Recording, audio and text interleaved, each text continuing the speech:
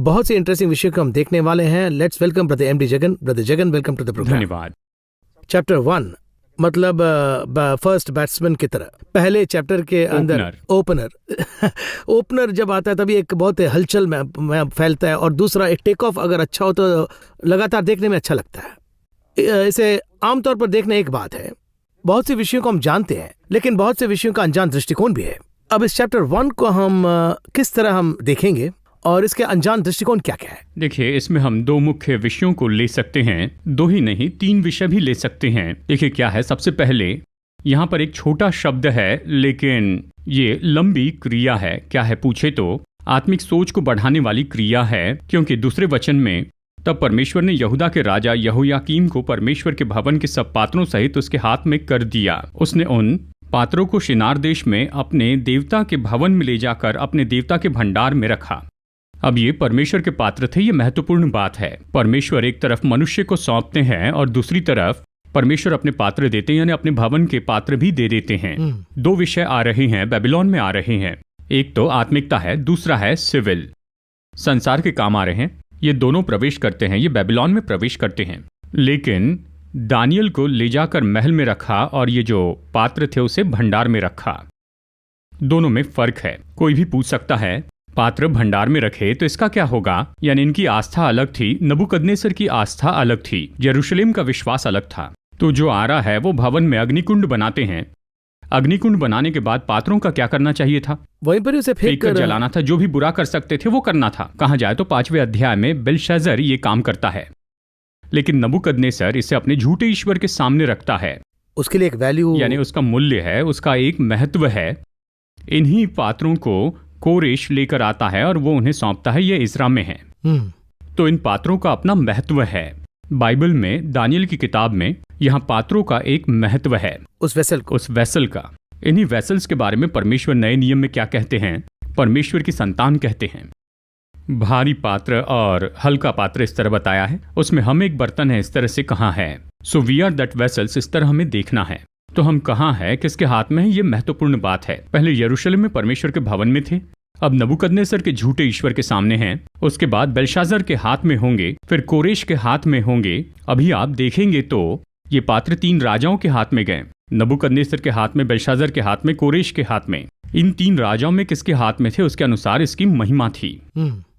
नबूकदनेस्सर के हाथ में हो, चाहे वो अपने बारे में न जानने वाला राजा हो, लेकिन वो क्या सोचता है कि ये हमारे ईश्वर के सामने तो इसका आदर हम करेंगे। दूसरी आस्था का आदर करने का स्वभाव उसमें था। उस पात्र को ले जाकर क्या करना है? संभाल के रखना है, उसका आदर करना है, क्योंकि वो हमारे ईश्वर के सामने है। वो तो अपने खजाने में उसे रख सकता था, अपने ईश्वर के सामने रखता है। वचन कहता है अपने देवता के भवन में ले जाकर अपने देवता के भंडार में रखा, इस तरह कहता है। वो उस भवन का भंडार था। देखिए, इसी के साथ और भी दूसरा खजाना है और इसे इसलिए भंडार कहा गया है। वो भी एक भंडार था, नहीं तो इस सोने को पिघलाकर इससे कुछ और बनाओ ये कह सकते थे। तो जब उसके हाथ में था तो उसकी महिमा थी। दूसरी बात, बेलशाजर के हाथ में था तो ये उसकी महिमा थी। बेलशाजर क्या करता है, देखिए अध्याय 5 में वो उसमें दाखरस डाल के, शराब डालकर सब पीते हैं, ऐसे लिखा है। यानी इन पात्रों का उसने इस तरह अनादर किया था, उस वैल्यू को उसका मूल्य ही बदल दिया। तीसरी बात, जब ये पात्र कोरेश के हाथ में जाते हैं, इज़रा की किताब में, वो इन पात्रों को उठाता और इन्हें लेकर भवन में पहुंचाता है। वो उन्हें नबूकदनेस्सर से ज्यादा महिमा देता। ये परमेश्वर के पात्र हैं, इसका आदर करना होगा। अभी मैं फिर से कहता हूं, ये तीनों राजा परमेश्वर को नहीं जानते थे। वो इस्राएल के राजा या यहूदा के राजा नहीं थे, वो बाहर के राजा थे। ऐसे ही ये 3 राजा इन पात्रों के साथ 3 अलग तरह से व्यवहार करते हैं। यही मैं कह रहा हूं कि आज हम दुनिया के राजाओं के हाथ में हैं। परमेश्वर हमें जिनके हाथ में सौंपते हैं उनके हाथ में ही हमारी महिमा है। आज हम जिस जगह पर है उसी के हिसाब से हमारा वजन है। परमेश्वर नहीं रखा है, परमेश्वर ही हमें उस जगह पर बैठाते हैं। क्या हम नबूकदनेस्सर के हाथ में हैं या फिर बेलशाजर के हाथ में हैं या कोरेश के हाथ में, यह महत्वपूर्ण है। कई समय तो यह भी मुमकिन है कि राजा हमारा दुरुपयोग करें। मैंने कई बार ये देखा है, लोगों की गवाही मैंने सुनी है। अभी जब मैं उन लोगों को देखता हूं, देखिए उदाहरण के लिए, यानी पेरू देश में एक घटना हुई है। वहां पर एक कन्वेंशन में, यानी वहां पर कुछ होता है। पेरू देश के प्रधानमंत्री दौड़कर आते हैं चर्च में और बाकी आम लोगों के जैसे चर्च में काम करते हैं। वो ऐसे व्यक्ति हैं, वहां वो उस चर्च को इतना आदर देते हैं। नबूकदनेस्सर जैसे लोगों को देखिए, वो बाहर का था। ये लोग, इन्हें परमेश्वर के पात्र के बारे में बहुत सी चीजें पता नहीं थी, फिर भी आदर किया। कितने भी राजा हो, प्राइम मिनिस्टर हो, प्रेसिडेंट हो, even though they are not Christians but they are giving honour, वो सबका आदर करते हैं, वो आदर दे रहे हैं। लेकिन कुछ राजा बेल्शाज़र के जैसे हमने देखा है, रोमेनिया में, अर्जेंटीना में प्रभु के बर्तन से कैसा व्यवहार हुआ हमने देखा। ये जिसके हाथ में है, ये उसके आधार पर होता है। So we are that vessels.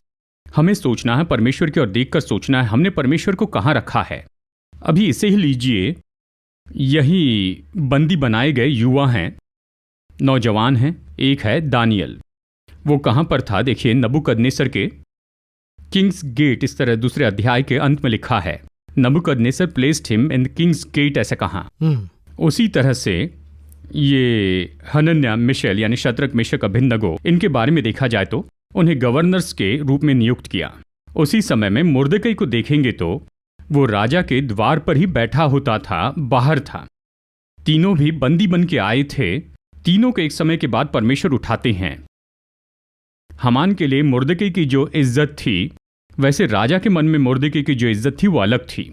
परमेश्वर हमें जहां रखते हैं वो महत्वपूर्ण है। मैं हमेशा कहता हूं, परमेश्वर ने हमें रखा है, राजा के बीच में बैठाते हैं। हम तो पहले कहीं और थे। मैं कई बार ये कहता हूं, यहां मैं बैठकर बात कर रहा हूं, यहां पहुंचने की मेरी योग्यता नहीं थी। कई बार मैंने ये सोचा है, बहुत से लोग बैठकर बोलते समय बड़े लोगों को बैठाकर बोलते हैं, वो उन्हें साथ में रखकर बोलते हैं, पर मैं कहूं इस तरह से यहां पर बैठकर बताने की मेरी हैसियत नहीं है। ये सम्मान परमेश्वर ने दिया है, बस इतना ही। यानी देखिए, इसी में जो, इसलिए दाऊद एक बात बार बार कहता है, मेरे जैसे भेड़ों को चराने वाले को इस्राएल का राजा परमेश्वर ने बनाया। उसकी वो सोच नहीं गई आखिर तक मैं तो भेड़ चराने वाला हूं। दुनिया भर में चाहे मुझे राजा कहे या सबसे उत्तम कहे, but I know who am I. ये सबसे महत्वपूर्ण है। तो आज ये पात्र जहां पर है, जहां परमेश्वर ने हमें रखा है, बड़ी बात है। यानी इसमें तो जब पहले अध्याय को देखते हैं तो हम ज्यादा आत्मिक रूप में देखें, ये बात है। डैनियल चैप्टर 1 में हिस्टोरिकल फैक्ट्स को भी बहुत अच्छी तरह पवित्र आत्मा दर्शा रहे हैं। फॉर एग्जाम्पल चैप्टर 1 वर्स 1 में ही द थर्ड ईयर, मतलब ये एक ऐसे वैसे राजा नहीं है, तीसरे वर्ष में। इसकी डिटेलिंग बहुत ही अच्छा है। और जब हम इन डिटेलिंग को जब हम देखते हैं तो कुछ हिस्ट्री के किताब में ब्रॉडली दिया जाता है, पर यहाँ पर ये बहुत ही फोकस्ड है। ये सब जब मैं देखता हूँ तो बहुत ही आश्चर्य होता है मुझे कि किस हद तक प्रभु ने डिटेल को दर्शाया है। बाइबल में मुझे ये बात बहुत पसंद है। आपने अभी जो कॉन्सेप्ट कहा है ना, केवल यही नहीं, इसे हम बाद में देखेंगे। यानी नूह के समय भूमि पर जल प्रलय आया था। उस जल प्रलय की तारीख परमेश्वर ने तय की थी। तारीख बताते हैं, नूह के 600वें साल दूसरे महीने के 17वें दिन ये प्रलय आया। दिन भी दिया है। नूह के 600वें साल, यानी 600 साल हो गए। दूसरे महीने के 17वें दिन में ये जल प्रलय भूमि पर आया। 40 दिन 40 रात बारिश हुई। यानी हिसाब लगाइए अगले महीने की ये तारीख। इस तरह से डिटेलिंग इससे भी बेहतर तरीके से राजाओं की पुस्तक में बताया है। इस्राएल में जब ये राजा था, यहूदा में उसी समय ये राजा था, उस समय में ये भविष्यवक्ता था। ये डिटेल देखिए। तो हमारी बाइबल एक दिन, बहुत समय पहले, बहुत समय पहले, एक समय की बात नहीं है। मैं हमेशा कहता हूं, इसमें बहुत समय पहले, बहुत समय पहले एक समय की बात है, ऐसा नहीं है। फुल डिटेल दिए हैं। इस पर ध्यान देने के लिए हमें वक्त देना होगा। अभी आपने जो पहला वचन कहा है, यानी सभी इससे होकर गुजरते हैं। यहूदा के राजा यहोयाकीम के राज्य के तीसरे वर्ष में बेबीलोन के राजा नबूकदनेस्सर ने यरूशलेम पर चढ़ाई की। बस इस तरह से पहला वचन है। पुस्तक शुरू हो गई। विवरण देखे बिना ही आगे बढ़ जाते हैं। देखिए, इसमें इतने डिटेल्स दिए गए हैं, इतने ऐतिहासिक सबूत दिए हैं। ये यही बता रहा है कि ये किताब सच है। इसका ये जरूरी सबूत है। फाउंडेशन। ये सब बताने के बाद में इस अध्याय का अंत कैसे करता है? कोरेश राजा के पहले साल में इस तरह खत्म करता है। तो यहाँ पर ऐतिहासिक डिटेल्स हैं, इस किताब में अच्छी तरह से दिया है। इस एक एक अध्याय को आप यहाँ पर अच्छे से देखेंगे तो, यानी उदाहरण के लिए मैं ये कहता हूँ, यहाँ 5वें अध्याय में देखिए, बेल्शाज़र राजा, उसने अपने 1000 प्रधानों के लिए बड़ा भोज किया। 1000 प्रधान है ना, 1000। यहाँ पर देखे तो पूरा डिटेल दिया है। यहाँ आखिरी भाग में, और दारा मादी जो कोई 62 वर्ष का था राजगद्दी पर विराजमान हुआ। वो उस एज में, इस उम्र में, इस साल में, और ये कब हुआ, इतना विवरण सभी में है। यानी यही तो हमारी बाइबल की खासियत है और यही तो हमारा बल है। डैनियल के किताब को आमतौर पर देखने पर ऑफकोर्स डैनियल एक बहुत ही बड़ा कैरेक्टर है, सैक्रिफाइस भी है, लेकिन उनके साथ उनके दोस्तों का भी यहाँ पर जिक्र है थोड़ा सा, वो भी इक्वली सैक्रिफाइस कर रहे हैं। मेरे अंदर एक हमेशा एक सवाल रहता है, इतना बड़ा कैरेक्टर है डैनियल, उनके साथ एक टीम भी है और वो भी इक्वली सैक्रिफाइस कर रहे हैं, उनके बारे में ज्यादा जिक्र नहीं है, सोचने पर थोड़ा दर्द भी होता है मुझे। अभी देखिए, ये कैसा है कि दाऊद को राजा बनना है, योआब को सेनापति बनाना है। दाऊद से भी उत्तम योद्धा तो योआब नाम का ये व्यक्ति था, योद्धा कर रहे हैं, इंस्ट्रक्शंस को करेक्टली फॉलो करता था। और केवल इतना ही नहीं, लेकिन 3 लोग पराक्रमी लोग दाऊद के साथ थे, बड़े जायंट्स जैसे बॉडीगार्ड थे, सामर्थी थे। उन सब के साथ देखे तो दाऊद तो कुछ भी नहीं दिखता था जी, लेकिन दाऊद पर था अभिषेक। परमेश्वर ने अभिषेक किया था राजा के लिए। उस अभिषेक को पूरा करने के लिए ये लोग थे सपोर्ट कैरेक्टर। कई बार हम तो यहीं पर गलतियां करते हैं जी, हम काम को देखकर इस तरह से गलती करते हैं। ऐसा ही है, दाऊद को निर्णय नहीं आते, ये सोचते हैं। आखिर में, अंत में, मरने तक वो दाऊद के लिए तो उसका सेनापति था, तब तक कोई पोस्टिंग नहीं बदली। दाऊद मरने पर है, वो निर्णय नहीं ले पाएगा, हमें लेना है। वो अधिकार आप हाथ में नहीं ले सकते, अगर ले ले तो परमेश्वर उसे खत्म करेंगे, या आपको खत्म कर दो, इस तरह से कहेंगे। और इसीलिए हमें यहाँ पर सचेत रहना चाहिए। इसके अंदर बहुत ही गहराई की सोच और सीख है। जी हाँ, देखिए, परमेश्वर जो है वो किसी ऑर्गेनाइजेशन या सेवकाई या किसी घर पर एक नेतृत्व बनाते हैं। जो आसपास है वो तो सहायता के लिए है, मीडिया की भाषा में कहे तो कैरेक्टर। ये सब मिला के वो प्रोजेक्ट पूरा करना है। उस प्रोजेक्ट का नेतृत्व कहाँ है अगर ये पूछे तो परमेश्वर ने जिसे अभिषेक दिया उस आदमी के पास। लेकिन हम क्या सोचते हैं, हम साथ आते हैं, सब शेयर करते हैं। नहीं, परमेश्वर ने एक एक के ऊपर यानी एक अभिषेक रखा, उन्हें वो करना है। वैसे यहां पर दानियल है। अब यहां ये 4 लोग बुरे हैं ऐसी भी बात नहीं है, सपोर्टिव है, सहायक हैं। इनफैक्ट इंस्पिरेशनल भी हो सकता था डैनियल के लिए, मुझे लगता है, क्योंकि वो सब एक टीम है, साथ प्रार्थना करना, हाँ। ये सब है। लेकिन एक समय में देखें तो आप इस बात को जान पाएंगे, दानियल पर फोकस होता है और वो ऊपर आता है। करेक्ट, बहुत ही स्पष्ट, बहुत ही साफ है। वैसे ही ये लोग भी परेशानी से, समस्या से होकर गए, सब कुछ हुआ। बाइबल में ये लिखा है, बाइबल इन्हें अनदेखा नहीं करती है, लेकिन जिसका परमेश्वर ने अभिषेक किया है वही वो है। जी हाँ, वो जगह मुझे लेनी चाहिए ऐसा नहीं सोचना चाहिए। बहुत से लोग ये सोचते हैं वो नहीं ले सकते हैं। क्यों नहीं ले सकते हैं? क्योंकि उस पर अभिषेक है। करेक्ट। वैसे आपके लिए एक अभिषेक है, आपकी जगह कोई और नहीं ले सकता। जी हाँ, इसमें भी एक स्पिरिचुअल ट्रूथ है। हाँ, हमें जो दिया गया है उस पे फोकस करके दौड़ना, क्योंकि मैं आमतौर पर देख रहा हूँ आज हम सोशल मीडिया के कल्चर में हैं, मैं उनके जैसा नहीं हूँ, इनके जैसा नहीं, ऐसा कहकर ही बहुत ही सेवकाई में ही प्रेशर लाइक सिचुएशन हम देख रहे हैं। It's very unfortunate. अभी ब्रदर एमडी जगन के लिए एक सेवकाई दिया गया है तो वो उनके लिए दिया गया और वो उसके लिए दौड़ रहे हैं। सो मैं यही कहना चाहता हूँ। एक बहुत बड़े नेता ने कहा है, एक बहुत बड़ी पोस्टिंग के लिए कहते हैं, यानी आप उस पोस्टिंग के लिए क्यों नहीं लड़ते, इस तरह से उनसे कहा। तब उसने कहा, मेरा कद मैं जानता हूँ, आई नो माई हाइट। किसके लिए स्पर्धा करनी है, कहाँ करनी है, ये मुझे अच्छे से पता है। वो कहते हैं मुझे ये पता है। हमें जानना चाहिए कि परमेश्वर ने मुझे एक जगह रखा, एक अभिषेक है, उसमें उन्हें रखा, इसमें इन्हें रखा, सबको अपनी अपनी जगह पर रखा। इसमें स्पर्धा नहीं, ईर्ष्या नहीं। करेक्ट। जिस ट्रैक पर कार चलानी है वहां पर कार चलाइए, 2 व्हीलर जहां चलानी है वहां 2 व्हीलर चलाइए। कार वाली ट्रैक पर नहीं जाना चाहिए। ऐसा क्यों है? अगर जाए तो वहां एक्सीडेंट हो सकता है। इसी तरह से हर एक के ऊपर एक एक अभिषेक होता है। उस अभिषेक को कोई रोक नहीं सकता है जी। उस अभिषेक से जलना नहीं है और ना ही उस अभिषेक को कम करने की कोशिश करनी है। दाऊद इसे अच्छे से जानता था। परमेश्वर ने शाऊल का अभिषेक कर दिया था जी। जब वो खुद उसे लेते हैं तो लेने देते, भेजते हैं तो भेजने देते, सम्मानित करते ही उसका आदर करता है। इस बात में मुझे सबसे ज्यादा पसंद है, शाऊल तो उसका सबसे बड़ा दुश्मन था। शाऊल तो उसे मारना चाहता था। एक टीम के साथ ही टीम आ रही थी, जहां गया वहां से भगाया, वो बस भागते फिरा। शाऊल मर गया ऐसा कोई समाचार लाता है, वो समाचार सुनता है, रोता है, अरे वो मर गया। शाऊल के लिए रोता है, ये उसका बड़प्पन है। जरा सोचिए, आज हमारे दुश्मन मर जाए तो हमें सच में बड़ी खुशी होती है, या दुश्मन को कुछ हो जाए तो क्या हम दुखी होते हैं? कहते हैं मेरे साथ ऐसा किया इसीलिए ऐसा हुआ है, ऐसे कहते हैं। लेकिन शाऊल के मरने पर दाऊद रोया। उससे भी आगे किसने मारा पूछता है, मैंने नहीं मारा, किसने मारा पूछता है। यानी उसमें यह हिम्मत कैसी आई कि एक अभिषिक्त व्यक्ति की हत्या कर दे। एग्जैक्टली यही थॉट है ब्रदर। अभिषेक किए जाने वाले के ऊपर हम आज सोशल मीडिया पर लांछन देख रहे हैं, बहुत कुछ बातें कर रहे हैं। इन सब को देखने पर मुझे बहुत डर लगता है। मैं सोचता हूं कि इस समय इस पर बताना बहुत ही अच्छा होगा। जानते एक दिन हम दोनों, यानी apart from this we travelled somewhere, तब हम बैठकर कुछ आत्मिक बातों पर चर्चा कर रहे थे। तब दाऊद के बारे में बातचीत निकली।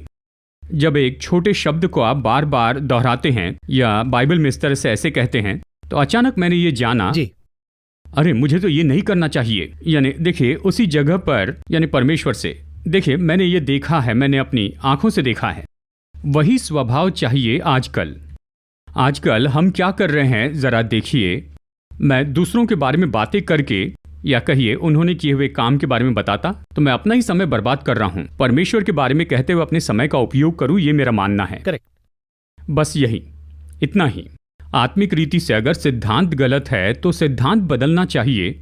हम किसी और को बदल नहीं सकते हैं। मैंने इसमें इतना ही जाना है, किसी के जरिए अगर गलत सिद्धांत आता है, मैं लोगों को सिद्धांत से बचा सकता हूं, पर उन्हें बदल नहीं सकता। जी, वो परमेश्वर ही बदल सकते हैं। परमेश्वर ही उन्हें एक दिन बदलेंगे। देखिए इस तरह से कहा है प्रेरितों के काम की किताब में, अगर परमेश्वर ने उसे बनाया है तो हम कुछ भी नहीं कर सकते हैं। अगर मनुष्य ने उसे बनाया तो एक दिन वो खुद मिट जाएगा, हमें कुछ नहीं करना है। यही फैक्ट है, यही सच है। इसी तरह से परमेश्वर ने दानियल को आशीर्वाद दिया, उसे कहीं पर भी लेके चले जाएं।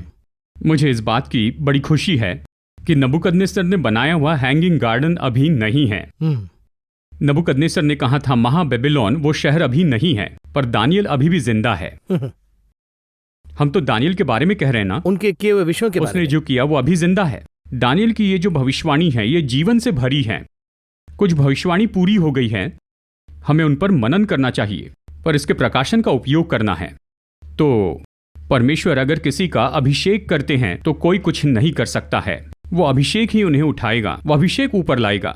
एक और टर्निंग पॉइंट जिसे मैं देख रहा हूँ वो ये है कि किंग जो है इस तरह के लोगों को अलग करो, ऐसा एक कुछ क्वालिटीज दे रहे हैं। उस क्वालिटीज को देखने पर कितना ब्यूटीफुली प्रभु ने दानियल को और उनके दोस्तों को प्रिपेयर करके जब भेजते हैं। ऐसा समटाइम्स जब हम ऊपर ही ऊपर देखते हैं तो बहुत कष्ट है, बहुत कष्ट है, लेकिन उन कष्टों में भी कुछ लोगों को उन्होंने रखा है। ये बात सोचने पर बहुत ही इंटरेस्टिंग है। अभी इन सभी लोगों को देखेंगे तो ये जो सब चुने गए थे ये सामान्य इंसान नहीं थे, इस्राएल के सामान्य लोग नहीं थे।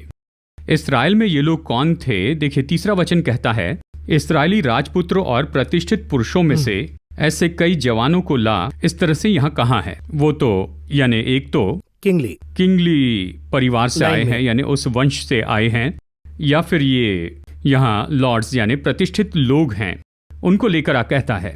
चूज करके वो स्लेव्स ही हैं, पर उसमें भी किंग के लिए एक थॉट हो रहा है ना। हाँ, जब चुना गया तो सबसे उत्तम को चुना गया। देखिए बात यह है कि जब गुलाम की बात है तो सब एक ही लेवल पर है ना, पर किंग के लिए एक अलग सोच बनकर इसमें सेलेक्ट करके ऐसा जब बोलते हैं तो एक बहुत ही टर्निंग पॉइंट है। देखिए ये आपका दृष्टिकोण है, मेरा दृष्टिकोण ये है, मैं आपकी उल्टी ओर बैठा हूँ। मैं कैसे सोचता हूँ, इस्राएल में सबसे बेस्ट क्वालिटी जीवन जीने वाले वो बहुत ही अच्छे से जिए होंगे। एक ग्रुप, ऐसा एक समूह, उनके बच्चों को लाकर, कहा जाए तो बड़े घर के बच्चे, यानी वचन इस तरह से कहता है, लाकर वो उनके गुणों को जानता है। ये नबूकदनेस्सर, जैसे पात्र का गुण पता चला उसी तरह से ये तो अच्छा बच्चा है, राजघराने से है, इसको अलग प्रशिक्षण देना। जी हाँ, उसे एक और एंगल में आप देखिए ना, वर्ल्डली टर्म्स में आज आईएएस ट्रेनिंग कह रहे हैं हम। फर्स्ट ये जो आईएएस ट्रेनिंग है वो नबूकदनेस्सर के टाइम पे किस तरह जिक्र हो रहा है, देखिए ना। ये तो लिटरली आईएएस ट्रेनिंग ही हुआ ना। जी हाँ, एकेडमिक ट्रेनिंग। ये वो भी 3 साल। तो वो 3 साल को अलग करके गवर्नमेंट अफेयर्स की देखभाल करने के लिए कितना क्लियरली, कितने हजार साल पहले इसका जिक्र है। ये जब सोचता हूँ तो बहुत ही इंटरेस्टिंग है। इसके साथ ही अगले भाग को आप इसे पहले अध्याय में देख सकते हैं। यहाँ मिलिट्री ट्रेनिंग का कॉन्सेप्ट भी बताया है, क्या क्या खाना है क्या नहीं खाना है, सब कुछ बताया है। यानी आज जो भी है, देखिए बाइबल के ज़माने से यही मार्गदर्शक है। उसमें एक बात क्या है, जैसे कि आपने कहा, इनको लेकर बिल्कुल अलग तरीके से बार बार मैं देखते जा रहा हूँ, वो तो निश्चय ही एक विषय है। यानी बुद्धि में ऐसा शब्द यहाँ आया है, यहाँ पर सब प्रकार की बुद्धि में प्रवीण, वचन 3। यहाँ पर ये वचन कहता है, 17वां वचन, परमेश्वर ने उन चारों जवानों को सब शास्त्रों और सब प्रकार की विद्याओं और बुद्धिमानी और प्रवीणता दी। 20वां वचन, बुद्धि और हर प्रकार की समझ के विषय जो कुछ राजा उनसे पूछता था, उनमें वे राज्य भर के सब ज्योतिषियों तंत्रियों से 10 गुणे निपुण ठहरे थे। 10x थे। तो ये बुद्धि और ज्ञान परमेश्वर ने दिया था। ये ज्ञान और बुद्धि बेबीलोन में भी थी। बेबीलोन में भी उनके ज्योतिषी थे और उनके सभी शास्त्री वहां पर थे। उनके पास यहाँ 20वें वचन में देखिए इंग्लिश में ये क्या कहता है, सब and in every matter of wisdom and understanding about which the king inquired of them, he found them 10 times better than all the magicians and enchanters that were in all his kingdom. Magician and enchanters, यानी ये तो Babylon में भी थे जी। इन सभी से ये 10 गुना ज्यादा बुद्धिमान थे। ये जो है ये तो परमेश्वर ने दिया, इसे हल्के में नहीं ले सकते। एक और एंगल से प्रभु जो दे रहे हैं उसका जिक्र हमें दिख रहा है, और मांग कर लेने का एक जिक्र भी हम सोलोमन में हमें मिलता है। प्रभु पूछ रहे तुम्हें क्या चाहिए, तो वो कहते हैं कि मुझे ज्ञान चाहिए। तो इन दोनों एंगल को मैं जी वचन में है। नए नियम ने याकूब ने क्या कहा है, तुम में से किसी को बुद्धि की घटी हो तो परमेश्वर से मांगे जो बिना उल्हाना किए सबको उदारता से देता है। तो मांगने पर मांगो तो वो देंगे, ही विल गिव। वो कितनी दे रहे हैं, और दूसरी बात ये है कि उसकी कीमत भी आपसे आनी चाहिए। समर्पण करना चाहिए, बलिदान करना चाहिए। परमेश्वर आपको खजाना दे रहे हैं तो आप उस खजाने के काबिल है या नहीं, ये तो देखेंगे, है ना। मिसयूज नहीं होना चाहिए, मिसयूज ना हो जाए, इसलिए ये तो कई बार हुआ है। अब इस बुद्धि का सुलेमान क्यों उपयोग कर रहा है, इसे भी हम देखेंगे, क्योंकि सोलोमन का एंडिंग भी बहुत ही कहना चाहता हूँ। राज्य चलाने के लिए बुद्धि चाहिए, सही है। फिर एक समय में इस बुद्धि से मनुष्य को हासिल करने लगते हैं, थोड़ा सा मिसयूज हो गया। यही कहना चाहता हूँ। देखिए इनकी जो बुद्धि है पूरी तरह से परमेश्वर के उपयोग में आती है। पूरी तरह सैक्रिफाइस बलिदान करना है, परमेश्वर के लिए उपयोग करना है। और एक समय में बेबीलोन के सभी लोगों के ऊपर में ये चीफ हो गया, इसका उपयोग किया। चारों लोग ऐसे ही थे, चारों को जो मिला है वो 4 में से 3 लोगों को गवर्नर बना दिया और इसे मेन व्यक्ति बनाकर अपने साथ में रख लिया नबूकदनेस्सर ने। तो यही परमेश्वर का काम है। मैं हमेशा कहता हूँ हमारे परमेश्वर जो हैं, इस भूमि पर आप और मैं दरिद्र हो या फिर आपके और मेरे बहुत ही बुरे हाल हो, इस तरह से परमेश्वर ने कभी नहीं चाहा। उनके प्लान में ही नहीं है, प्लान में ही नहीं है। परमेश्वर तो उठाने वाले प्रभु हैं, परमेश्वर उठाने वाले हैं। बहुत से लोग कहेंगे कि ऐसा नहीं है। नए नियम में एक वचन है, जब आप नीचे गिरते हैं तो वो अपने बलवंत हाथों से आपको उठाता है, इस तरह वचन कहता है। चाहे आत्मिक बात हो, सेवकाई हो या संसारिक बात हो या फिर आपका काम हो, प्रभु आपको उठाते ही रहेंगे, क्योंकि जो उठा रहे हैं उससे आपका क्या होगा वो दूसरी बात है। प्रभु के लिए ये मुख्य है, मेरे लोगों को मैं उठाता हूं। परमेश्वर की ये बात मुझे बहुत पसंद है। अब्राहम को कनान में लाकर, इस्राएल को बनाकर 400 साल के बाद मूसा से कहते हैं, मूसा ने पूछा, अगर वो पूछेंगे किस परमेश्वर ने भेजा तो क्या कहूं? मैं अब्राहम का परमेश्वर हूं, ऐसे कहना। केयर ऑफ अब्राहम, इस तरह कहा। यह बहुत बड़ा विषय है। वही कहना चाहता हूं, मैंने अब्राहम को बनाया, मैंने अब्राहम को लाया, मैंने उसे बढ़ाया, इतनी संतानों का मैं ही कारण हूं। मूसा ने कहा, मैं क्या कहूंगा? अब्राहम का नाम लेना तो मुझे जान लेंगे। इतने बड़े प्रेम से भरे हुए परमेश्वर को आप जीवन में कहीं नहीं देख पाएंगे। यही तो अर्थ यहां पर देखते हैं। चाहे आप जहां भी हो, परमेश्वर क्यों उठाना चाहते, क्यों ऊपर बैठाना चाहते हैं। चाहे कोई भी काम हो, मीडिया का काम हो, वहां परमेश्वर वो बुद्धि आपको देंगे। आपको बुद्धि देकर, आपके जैसा दूसरा और कोई नहीं, ये सबूत देते हैं। क्यों लेकर आते हैं? ताकि इसके द्वारा उसकी महिमा हो। जब आप उठाए जाते हैं तो वो भी उठाए जाते हैं। परमेश्वर यही चाहते हैं। उसी तरह ऊपर उठते समय भी हमारा पैर धरती पर होना चाहिए। यही तो खास बात है। चाहे साउल हो, दाऊद हो, परेशानी यही थी। दोनों को राजा बनाते, एक गधियां ढूंढता था, दूसरा भेड़ी चराता। दोनों को राजा बनाया। गधियां ढूंढने वाला राजा बनकर चला गया, भेड़ चराने वाला मसीह को राजा मानता है आखिर तक। तो वहीं पर ही वो, देखिए यहीं पर ये छोटी टर्निंग है। इसलिए मैं हमेशा कहता हूँ, यानी हमें जितनी भी ऊंचाई चाहिए वो ऊंचाई पाने के लिए 20 साल लग जाते हैं, 30 साल लगते हैं। 30 साल बाद अगर उस ऊंचाई को संभाल नहीं पाते हैं, नबूकदनेस्सर के साथ एक घटना हुई, एक ही रात में नीचे ढकेल दिया गया। पर दाऊद से कहा, तुमने गलती की है, इसी तरह से तुम भागते फिरोगे, तुम इस तरह जंगल में भागोगे, यानी इस तरह से सबके लिए रूल्स एक ही नियम है। देखिए, जिसने आपको ऊंचा उठाया वो आपको नीचे गिराने का भी अधिकार रखते हैं। He has the rights. तो जब उसको ऊपर उठाते हैं तो जितना ऊपर उठाते हैं उतना ही नीचे भी गिरा देते हैं। परमेश्वर उठाते उठाते हैं, हमें नम्र रहना है। फिलिपियों में सुंदर रूप में बताया, परमेश्वर के स्वरूप में होकर भी परमेश्वर के तुल्य होने को अपने वश में रखने की वस्तु न समझा, वरन मृत्यु, हाँ क्रूस की मृत्यु भी सह ली। पिताओं से भूमि पर उठाते जा रहे थे।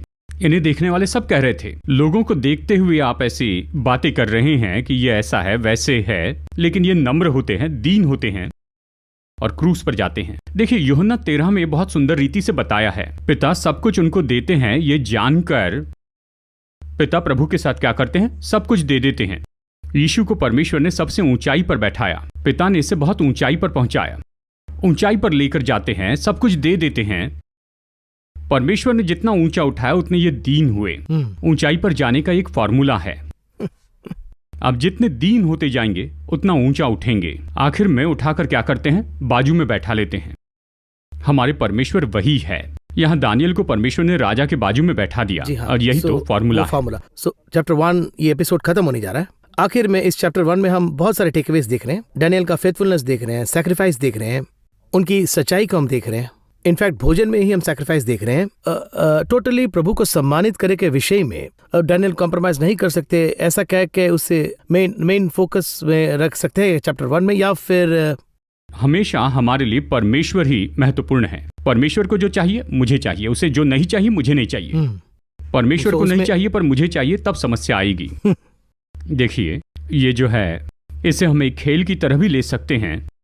इस जगह पर जब राजा का भोज मिल रहा है तो आप और मैं क्या करेंगे? राजा बुलाकर एक टेबल पर बैठाकर खाना खिला रहा है। What we are going to do? कितने लोग कहेंगे मुझे नहीं चाहिए? मन ही नहीं करेगा, दिल ही नहीं करता। अगर हमारा हाजमा ठीक है, हम बिल्कुल ठीक ठाक हैं, तो बफे में चिकन मटन नॉनवेज का एक एरिया है और एक तरफ वेजिटेरियन एरिया है, तो आप कहाँ जाएंगे?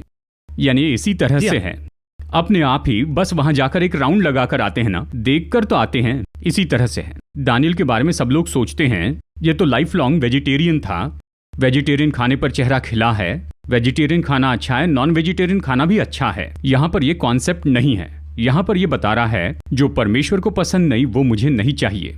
फाउंडेशन, परमेश्वर को जो पसंद नहीं है वो मैं नहीं करूंगा, बस यही। बस देखिए, यहाँ पर किसी तरह से दाल या वेज नॉन वेज का कॉन्सेप्ट नहीं है। फिर एक और घटना हुई, राजा के बुत को दंडवत करो, उन्होंने कहा नहीं करेंगे। किसने? शद्रक मेशक अबेदनगो ने। फिर एक और बात आती है, राजा के सिवा और किसी के सामने गुहार नहीं लगानी है, मैं वो नहीं सुनूंगा, मैं करूंगा। सिंहों के सामने डाल दिया। यानी उसका कॉन्सेप्ट क्या है? परमेश्वर को प्राथमिकता, पहली प्राथमिकता, बाकी सब दूसरे स्थान पर। ये विचार ही दानियल के अंदर में था। एक समय में क्या होगा पूछे तो, जब उठाए जाते हैं उस पोस्टिंग के लिए परमेश्वर का ही बलिदान कर देते हैं। चाहे किसी भी पोस्टिंग पर चले जाए, परमेश्वर का बलिदान नहीं करना है। और यही एक वाक्य में परमेश्वर ने नए नियम में कहा, प्रकाशित वाक्य में कहा है, तुमने पहले का सा प्रेम छोड़ दिया, यही तुम में कमी है। कम उम्र में एक भी काम नहीं था, इसलिए बड़ी ईमानदारी से सेवा करते थे। सब पाने पर भी तुम ईमानदारी से काम करो कहते हैं। इतनी दूर जाने पर, इतना ऊंचे पहुंचने पर ईमानदारी कैसे दिखाऊं? ईमानदारी दिखाइए। पोस्टिंग तो मैंने ही दी, मैंने ही दी ना। ईमानदारी दिखाऊंगा तो इस काम से निकाल देंगे। वो निकालने वाले कौन है? तुम्हें पहुंचाने वाला मैं हूं। उन्हें निकालने दो, मैं तुम्हें उनके भी ऊपर बैठाऊंगा। तो परमेश्वर की जरूरत है। पौलुस यही कहता है, समर्पण से भरे हो, आत्मा के समर्पण से। यह आत्मिक समर्पण है। और बस यही तो दानियल के इस पहले अध्याय का पूरा सार कह सकते हैं। फर्स्ट चैप्टर में हमने बहुत सारे विषयों को देखा, बहुत ही स्पिरिचुअल मीनिंग में, स्पिरिचुअल डेप्थ में देखने वाले एक लेंस को डालकर आप देखेंगे तो बहुत से जिंदगी के विषय हैं, सीखने के बहुत सारे विषय हैं। बहुत बहुत धन्यवाद ब्रदर जगन। अगला चैप्टर 2 में जब हम जाएंगे तो एक आई थिंक एक अगले लेवल पे जाएंगे। एक ट्रैवलिंग जर्नी की तरह मैं फील कर रहा हूँ। अब इस फर्स्ट चैप्टर को पढ़ने वालों के लिए आप इसे लगातार पढ़ते रहिए। रेवलेशन को भी जैसा कि ब्रदर जगन ने कहा साथ में रखकर पढ़िए, दोनों को पैरेलल रखकर पढ़िए। I am sure it will be you will be going to the next level dimension. इस कार्यक्रम में आने के लिए बहुत बहुत धन्यवाद ब्रदर जगन। अगले एपिसोड में विल गेट इनटू चैप्टर